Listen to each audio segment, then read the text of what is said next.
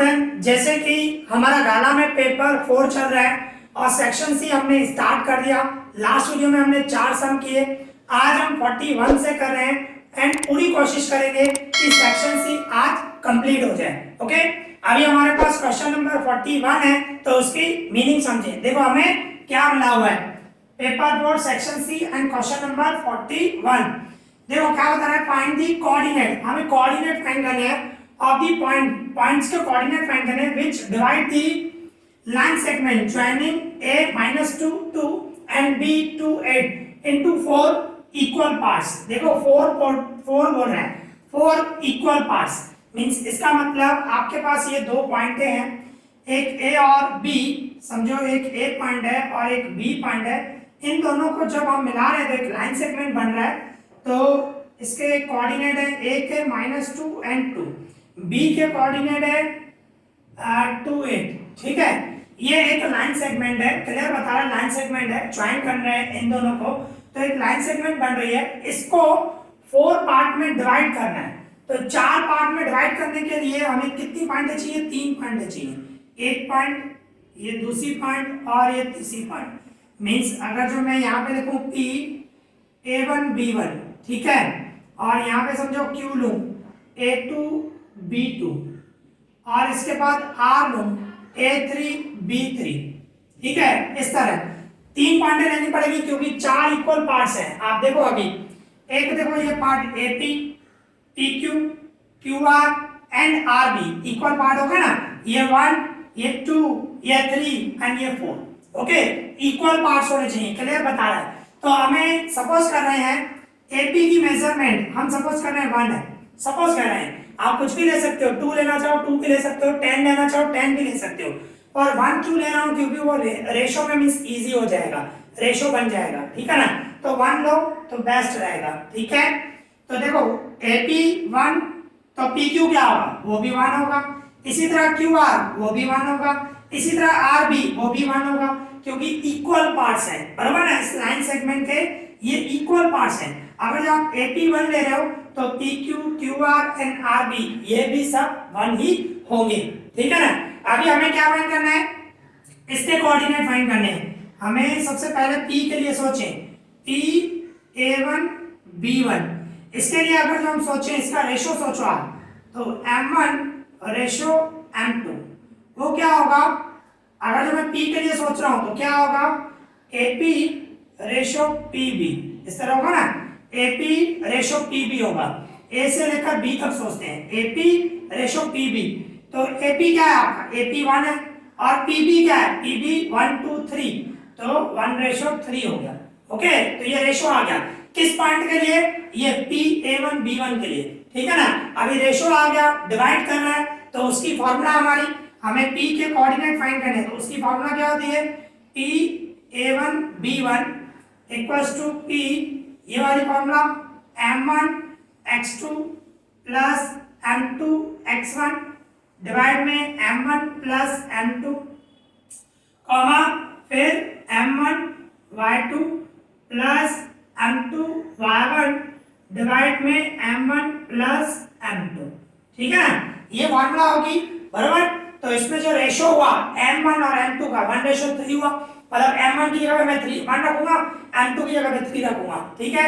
और दूसरी बात ये जो है x1 y1 और ये x2 y2, जो A पॉइंट और B पॉइंट दी हुई है वो x1 y1 and x2 y2। Okay, तो इसमें वैल्यू पुट करें, मैं यहाँ पे लिख रहा हूँ P M1 की जगह पे मैं 1 रखूंगा, ओके। x2 आपका ये हुआ 2 हुआ, मैंने जैसे बताया ये x1 y1 ये x2 y2, तो x2 की जगह मैंने 2 रखा, फिर प्लस M2 की जगह पे क्या रखूंगा 3, ओके। और x1 आपका क्या है -2, ओके। एंड डिवाइड में M1 1 है M2 3 है, कॉमा यहाँ पे M1 की जगह पे 1, फिर y2 हमारा 8, फिर प्लस M2 3 है, फिर y1 क्या है 2, ओके। एंड डिवाइड में 1 प्लस 3। तो इस तरह मैंने वैल्यू पुट की, M1 की जगह पे ये रखा 1, M2 की जगह पे रखा 3 और ये x1 y1 ये x2 y2, इसमें सिर्फ वैल्यू पुट की, ठीक है ना। अभी इसको हम सॉल्व करेंगे तो देखो P इन दोनों का इंटू करूं 2 and minus 6 plus minus minus 3 2 जा 6 एंड डिवाइड में 4 हुआ, इन दोनों का प्लस करो, ये हुआ 8 और ये हुआ 6 डिवाइड में 4। ओके, इसको सॉल्व करें, ये p इसको सॉल्व करो, -4 डिवाइड में 4, इसका टोटल 14 डिवाइड में 4।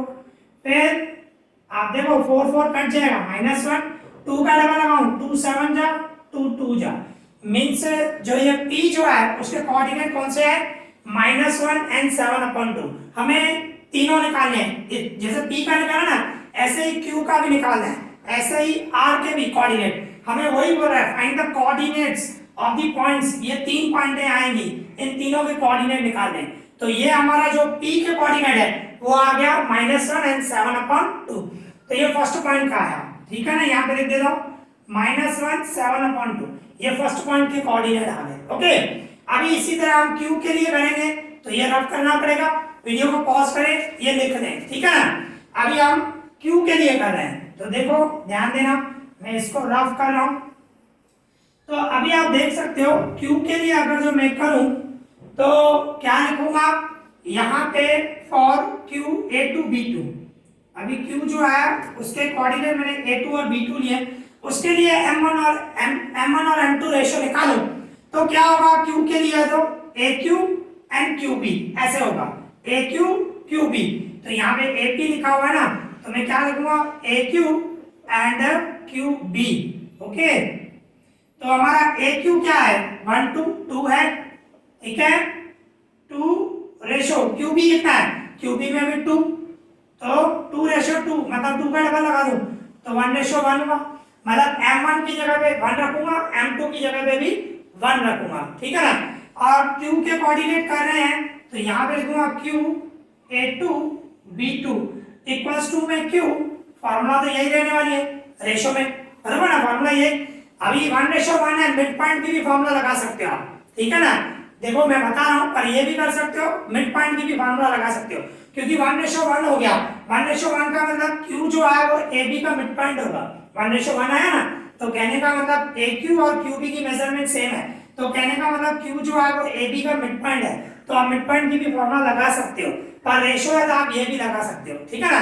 तो इसकी मैंने इस फार्मूला से करूं मैं, तो सॉल्व करूं, ये q वैल्यू पुट करें, m1 की जगह पे मैं रखूंगा 1, ओके, फिर x2 आपका क्या है, 2 है, फिर प्लस m2 की जगह पे 1 और x1 है -2, ये x1 हमारा, x1 x2 and sorry x1 y1 x2 y2, इस तरह का ध्यान रखना, एंड डिवाइड में 1 + 1, फिर m1 की जगह पे 1, फिर y2 की जगह पे मैं 8 रखूंगा, फिर m2 की जगह पे 1, y2 हमारा 2 है, ओके, एंड डिवाइड में 1 + 1, ठीक है ना, इस तरह रख सकते हो। इसके बाद इसको मैं मल्टीप्लाई करूं 2 -2 डिवाइड में 2, 2 1 जा 2 प्लस माइनस माइनस 2 1 जा 2 एंड डिवाइड में टोटल किया 2, ये हुआ 8 1 जा 8, 2 1 जा 2 एंड डिवाइड में 2। फिर इसको सॉल्व करूं, क्यों इसको सॉल्व करूं मैं यहाँ पे लिख रहा हूँ, 2 में से 2 गए 0, 0 डिवाइड 2 और इसका टोटल 10, 10 डिवाइड 2, फिर क्या होगा, क्यों 0 को डिवाइड करो 0 ही आएगा, और मींस 0 को किसी से भी नंबर से डिवाइड करो 0 ही आएगा, 10 को 2 से डिवाइड करो तो 5, तो q के कोऑर्डिनेट क्या आ गए, q के कोऑर्डिनेट आ गए 0 5, ठीक है ना, इस तरह। पर q अगर जो आप मिड पॉइंट से करते हैं, मिड पॉइंट की फार्मूला क्या होती है, x1 + x2 डिवाइडेड 2, आप ऐसे करोगे ना, ये x1 + x2 मिड पॉइंट की फार्मूला बता रहा हूँ, ठीक है ना।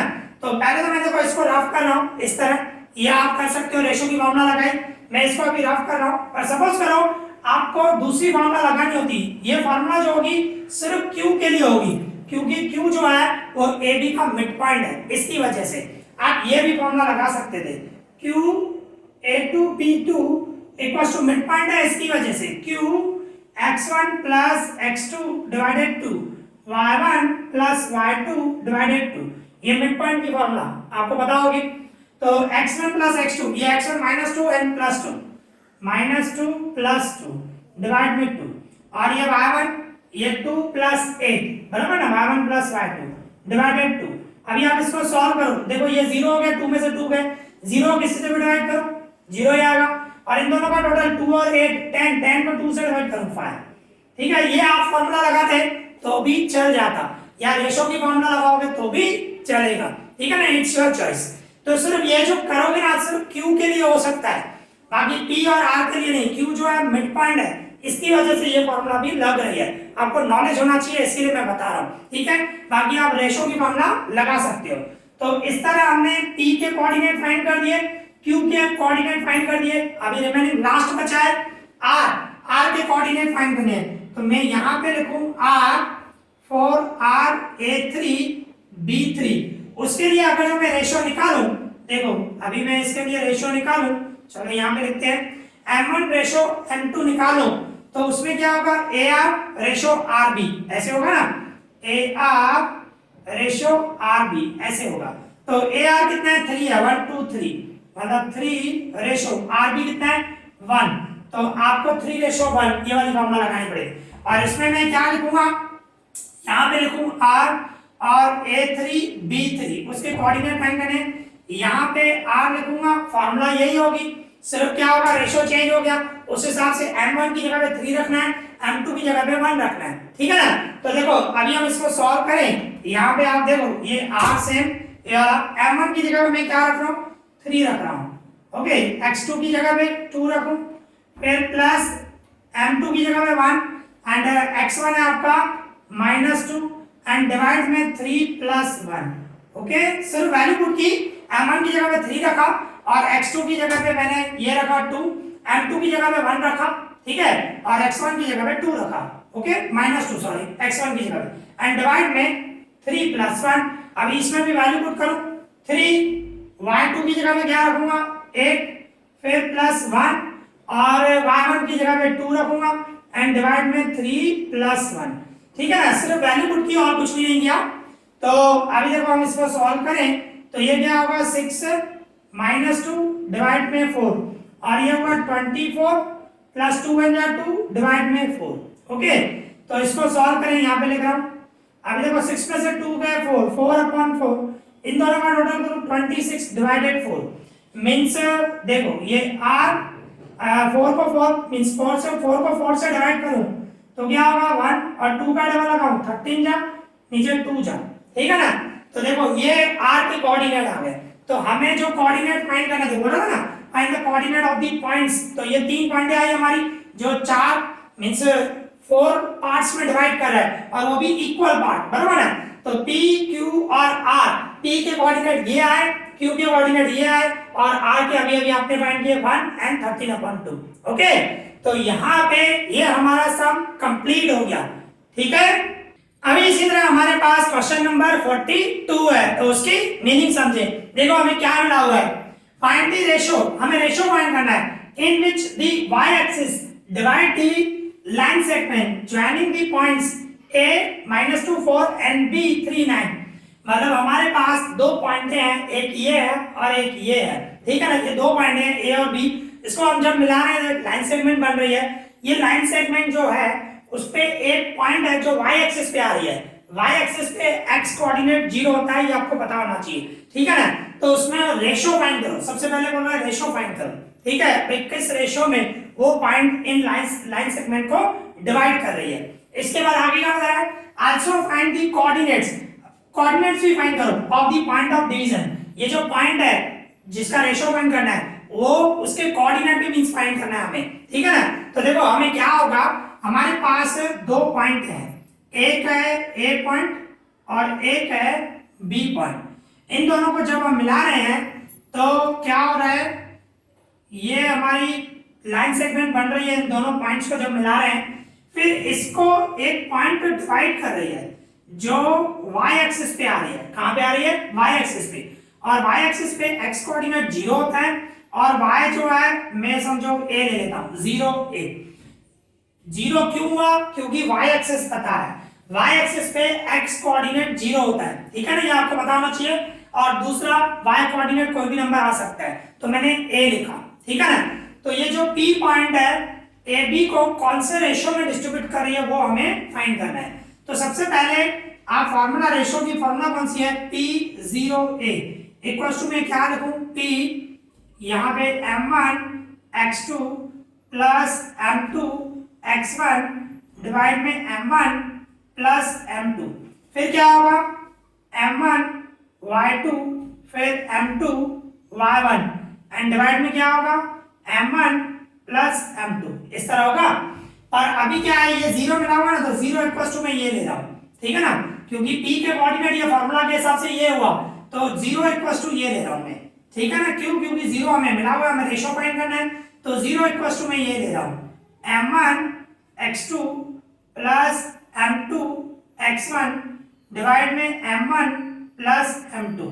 अभी ये m1 प्लस m2 डिवाइड में इधर मल्टीप्लाई में आ जाएगा, मींस जीरो और मल्टीप्लाई में होगा m1 plus m2 equal to में क्या होगा m1 x2 plus m2 x1, इस तरह होगा।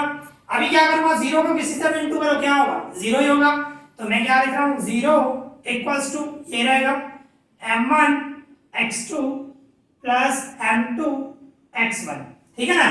क्या किया मैंने, जीरो को किसी से इंटू करो जीरो होगा, तो जीरो को मैंने m1 प्लस m2 से मल्टीप्लाई किया, जीरो हो गया, तो जीरो इक्वल्स टू ये रखा।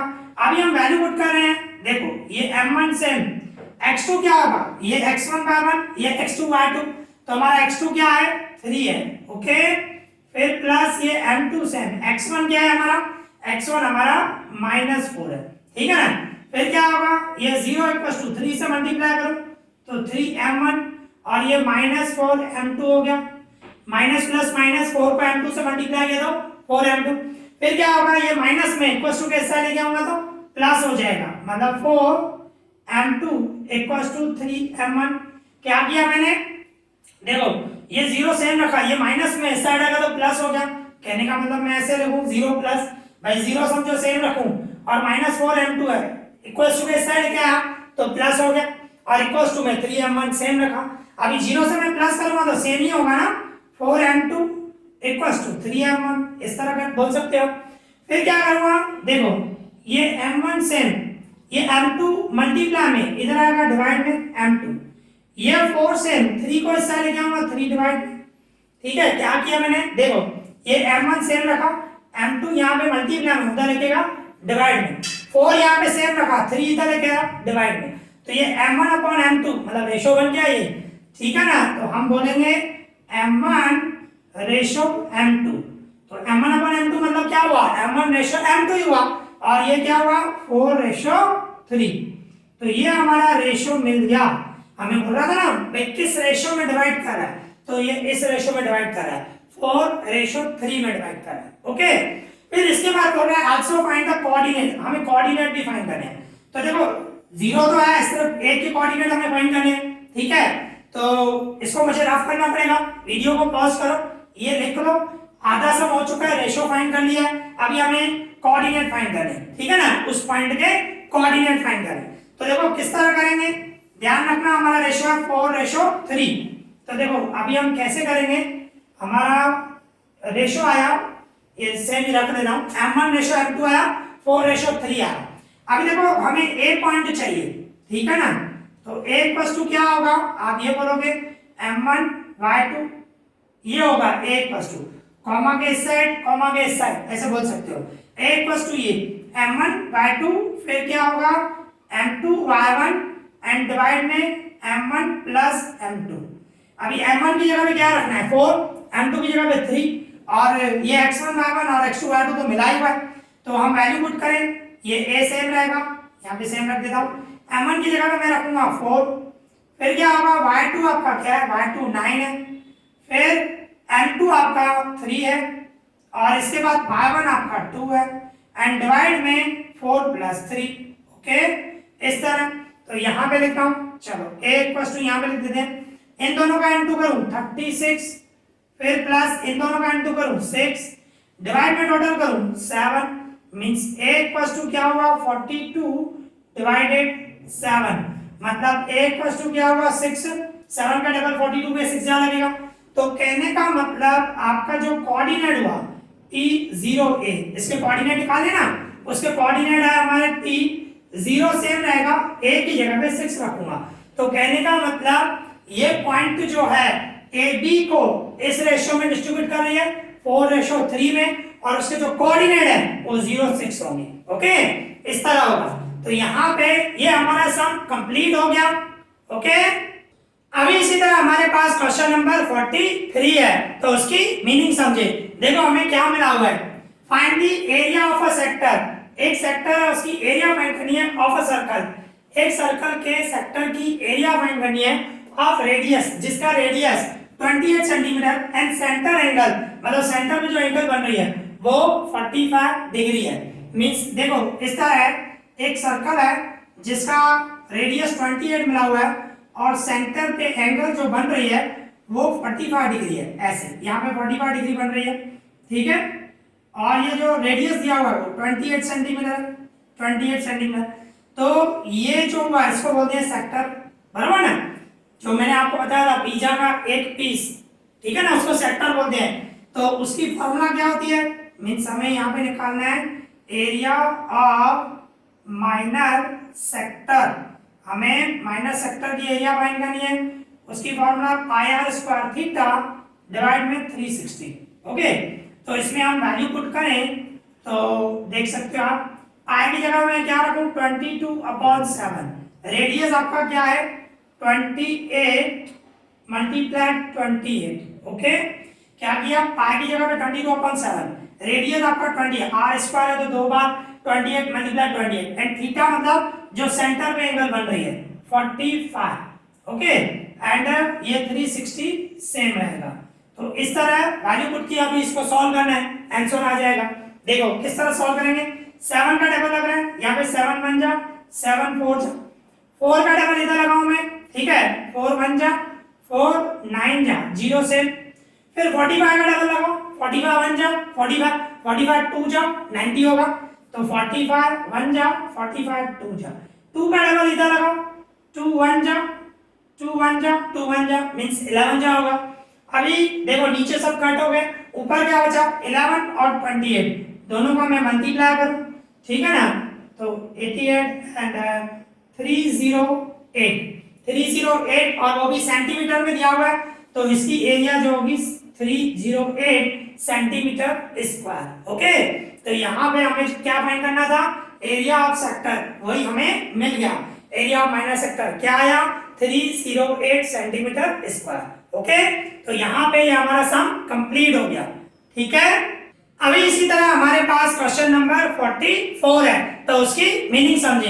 देखो क्या मिला हुआ है, the difference of areas of to concentric circle.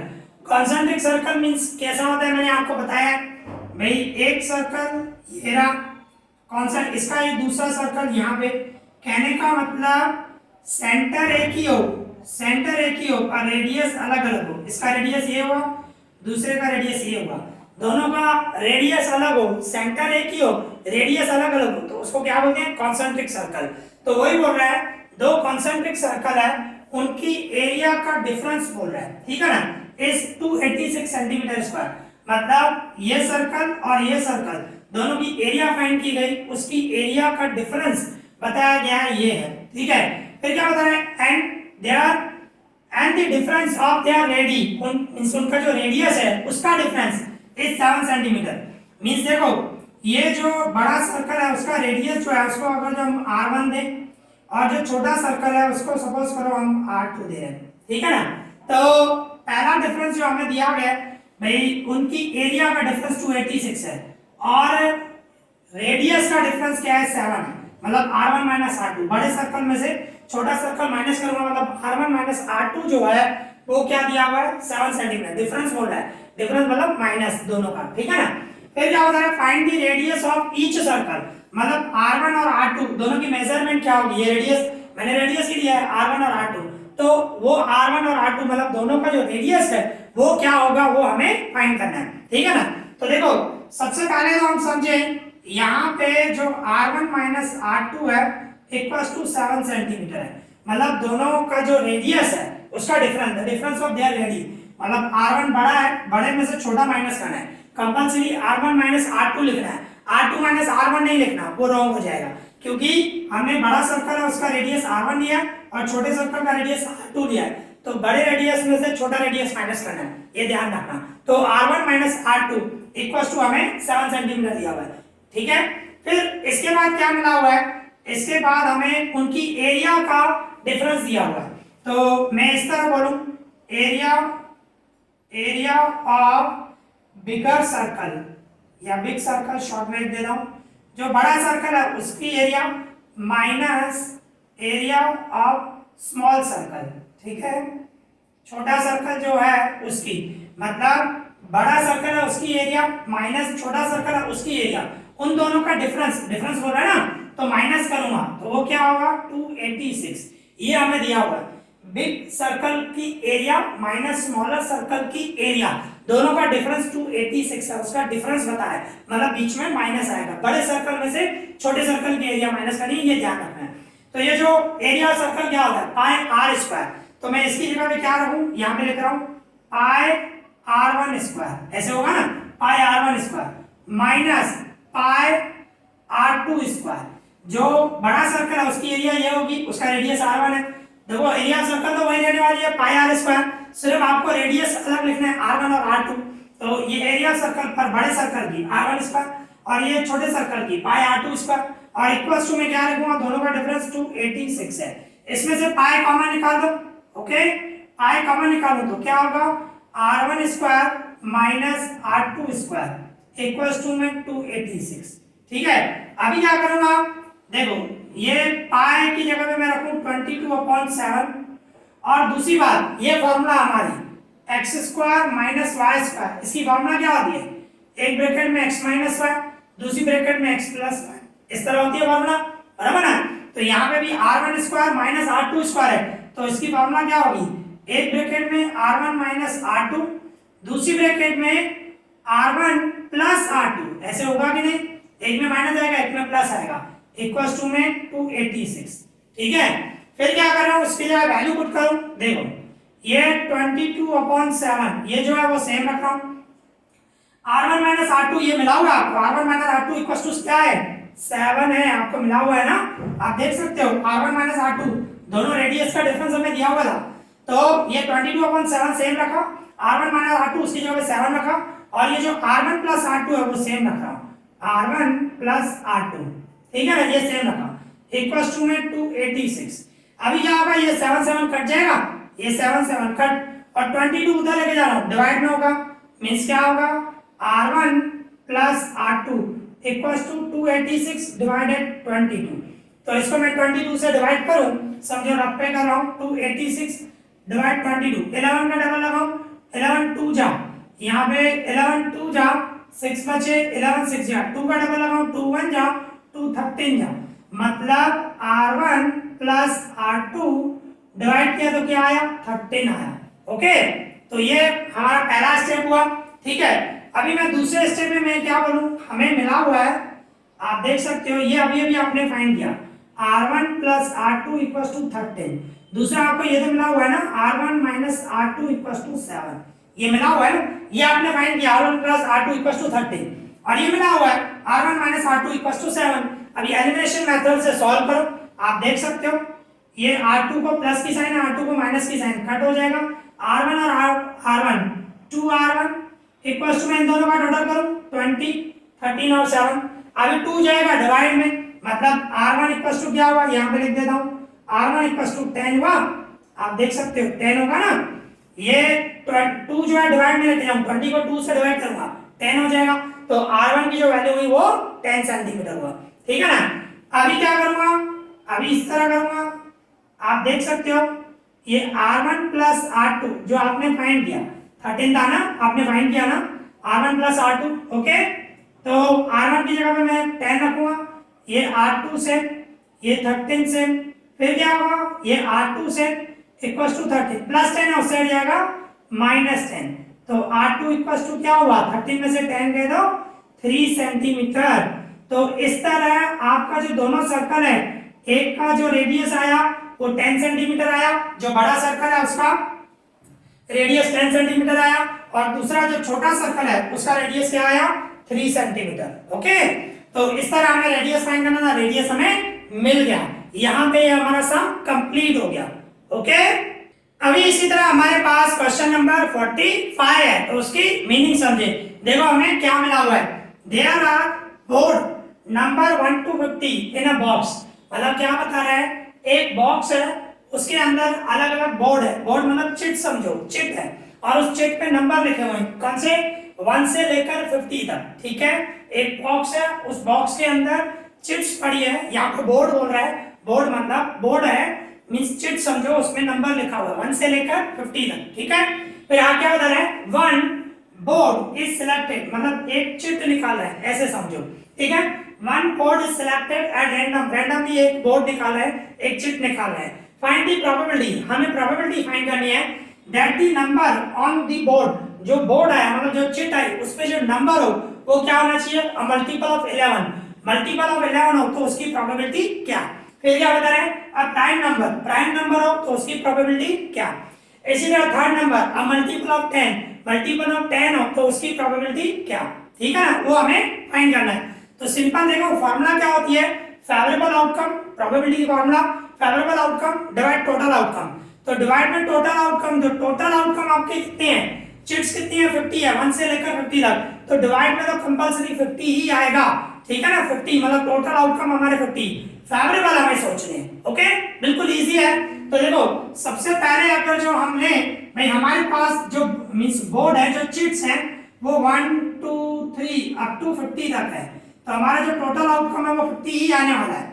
अभी हम फर्स्ट नंबर देखें, फर्स्ट नंबर में क्या बता रहे हैं, हम ए इवेंट नाम ने अ मल्टीपल ऑफ 11, ठीक है, ये हम ए इवेंट नाम दे रहे हैं। तो इसके मेंबर कौन से होंगे, मींस इस तरह हो गया, मल्टीपल ऑफ 11 मतलब 11, फिर 22, फिर 33, फिर 44, फिर 55, 55 पर क्या है, 50 से ज्यादा हो जाएगा, 55 हमारे पास नहीं, क्योंकि 1 से लेकर 50 तक है, तो हमें 50 तक ही सोचना है। तो ये मल्टीपल ऑफ 11 होगा, ठीक है ना, 11 का मल्टीपल मतलब 11 का डबल, 11, 22, 33 एंड 44, ये मल्टीपल ऑफ 11 होगा। तो हमारी formula P of A, probability of A मैं फाइंड करूं तो फार्मूला हमारी, ठीक है, जैसे मैंने बताया आपको, favourable outcomes, favourable outcomes divide में टोटल आउटकम। देखो डिवाइड में तो सेम ही आने वाला 50, सिर्फ ऊपर ही सोचना है आपको, ठीक है। तो टोटल आउटकम्स, तो आप देख सकते हो, देखो डिवाइड में तो 50 ही आएगा, टोटल मिला के 50 है। फेवरेबल कितने हैं, 1 2 3 4, 4 नंबर है, ठीक है। 2 का डबल लग रहा है, 2 2 जा और नीचे 25 जा, तो ये आपका आंसर हो गया। मतलब मल्टीपल ऑफ 11, मतलब मल्टीपल ऑफ 11 हो तो उसकी प्रोबेबिलिटी क्या होगी, 2/25, ओके। ये फर्स्ट नंबर कंप्लीट हो गया। अभी सेकंड नंबर देखिए क्या बता रहा है, अब प्राइम नंबर, सेकंड नंबर बता रहा है आपको, इस तरह लिखो, यहाँ पे 2 लिखा हुआ है, रोमन में लिख देते, ठीक है। तो उसको अगर जो मैं बी इवेंट नाम लूं, ठीक है, अब प्राइम नंबर, तो प्राइम नंबर कौन से होते हैं, वो नंबर जो जिसे जिसे डिवाइड करना हो तो सेम नंबर से, 1 और सेम नंबर, मीन जिसके फैक्टर 1 और सेम नंबर हो, जैसे कि ये नंबर होंगे हमारे प्राइम नंबर, कौन से, 2 होगा, 3 होगा, 5 होगा, 7, 9 नहीं होगा, 9 के फैक्टर 1 3 9 होता है। अब इनके फैक्टर सोचो, एक 1 होगा और खुद सेम नंबर होंगे, 3 के फैक्टर कौन से होते हैं, 1 और 3, 5 के फैक्टर कौन से होते हैं, 1 और 5, ठीक है ना, इस तरह वो प्राइम नंबर होते हैं। तो 2 हुआ, 3 हुआ, 5 हुआ, 7 हुआ, इसके बाद 11 आएगा, 13 आएगा, इसके बाद 17 आएगा, 19 आएगा, इसके बाद 23, इसके बाद 23 के बाद 29, 29 के बाद 31, 31 के बाद 37, 41, 43, 47, हो गया कंप्लीट, ठीक है ना। काउंट करें, 1 2 3 4 5 6 7 8 9 10 11 12 13 14 15, मतलब फेवरेबल आउटकम क्या हुआ, 15 हुआ। मतलब P ऑफ B, मैं फार्मूला लगाऊं, favourable outcome divide total outcome, formula वही। तो देखो डिवाइड में टोटल तो 50 ही आने वाला, मैंने जैसे बताया, फार्मूला लिखना मैं नहीं लिख रहा हूं, ठीक है। फेवरेबल आउटकम डिवाइड में टोटल आउटकम, तो फेवरेबल हमारे कितने हैं, 15 है, ओके, काउंट किया। अभी 5 का डबल लगाओ, 5 3 जा, 5 10 जा, तो प्राइम नंबर है, उसकी प्रोबेबिलिटी क्या हुई, 3/10, तो ये हमारा सेकंड नंबर हो गया। थर्ड नंबर देखें, अ मल्टीपल ऑफ 10, अगर जो मैं उसको सी इवेंट नाम दूं, C इक्वल्स टू मैं लिखूं अ मल्टीपल ऑफ 10, 10 का मल्टीपल, तो सी के मेंबर कौन से होंगे, 10 के मल्टीपल मतलब 10, 20, 30, 40, 50 तक ही सोचना है हमें, ठीक है ना। तो ये मल्टीपल ऑफ 10 हुआ। तो P ऑफ C यहाँ पे लिख रहा हूं मैं, P ऑफ C, C की प्रोबेबिलिटी, फार्मूला वही, favourable outcome divide total outcome. तो टोटल आउटकम तो 50 ही रहने वाला, डिवाइड में फेवरेबल कितने हैं, 1 2 3 4 5, ओके। 5 का डबल लगाओ, 5 1 जा 5 10 जा, ओके। इस तरह इसकी ये प्रोबेबिलिटी आ गई। तो देखो तीनों ही हो गई। अगर जो मल्टीपल ऑफ 11 हो उसकी प्रोबेबिलिटी 2/25, अगर जो प्राइम नंबर हो उसकी प्रोबेबिलिटी 3/10, और अगर जो मल्टीपल ऑफ 10 हो तो उसकी प्रोबेबिलिटी 1/10, ओके।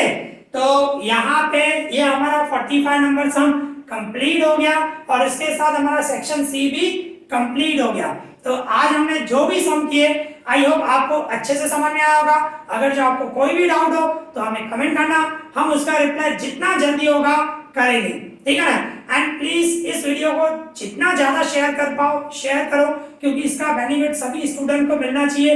मई में एग्जाम है, अभी से हम तैयारी करेंगे तो मई में जो भी एग्जाम देंगे अच्छी रिजल्ट आएगी, ओके। तो प्लीज शेयर करें।